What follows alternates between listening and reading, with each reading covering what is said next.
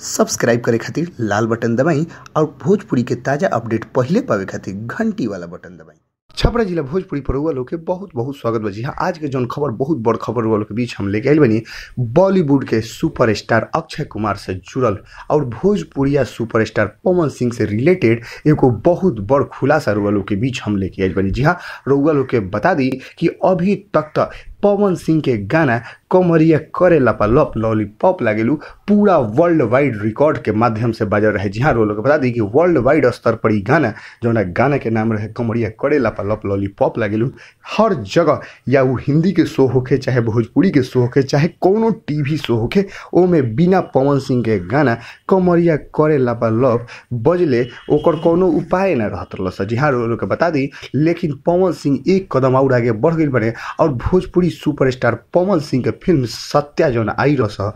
उ फिल्म के देखले बारे बॉलीवुड के सुपरस्टार अभिनेता अक्षय कुमार। जी हाँ, बहुत बड़ खबर बा लोग के बीच में कि अक्षय कुमार बहुत बड़ हीरो होके बॉलीवुड के एगो बहुत बड़ हस्ती होके भोजपुरी के सुपरस्टार पवन सिंह के फिल्म सत्या देख के उनकर प्रशंसा जबरदस्त कैले बने। जी हाँ, लोग के बता दी कि अक्षय कुमार कहले कि सत्या फिल्म में पवन सिंह के एक्शन देख के हम उनकर फैन हो गई बनी। जी हाँ, अक्षय कुमार के ई भोजपुरी के सुपरस्टार पवन सिंह उनका के फैन बना दिले बने, तो समझ ली कि भोजपुरिया दर्शक लोग के कितना खुशी के बात बाटे और भोजपुरी फिल्म बनावे वाला लोग के कितना खुशी के बात बा कि वो लोग के दीवानगी बॉलीवुड पर भी सर चढ़ के बोल रहा बाटे। जी हाँ, इतना बड़ खबर आज के पहले रुआ लोग के बीच कभी ना सुने के मिलल हो, लेकिन रुआ लोग के बता दी कि बॉलीवुड के अक्षय कुमार जौन बारे भोजपुरी के सुपरस्टार पवन सिंह के जबरदस्त तरीका से प्रशंसा करत नजर आयल बने। जी हाँ, रुआ लोग के पता होगा कि चाहिए कि अभी तक अगर रुआ लोग भोजपुरी के अपन चैनल छपरा जिला भोजपुरी के सब्सक्राइब नहीं कइले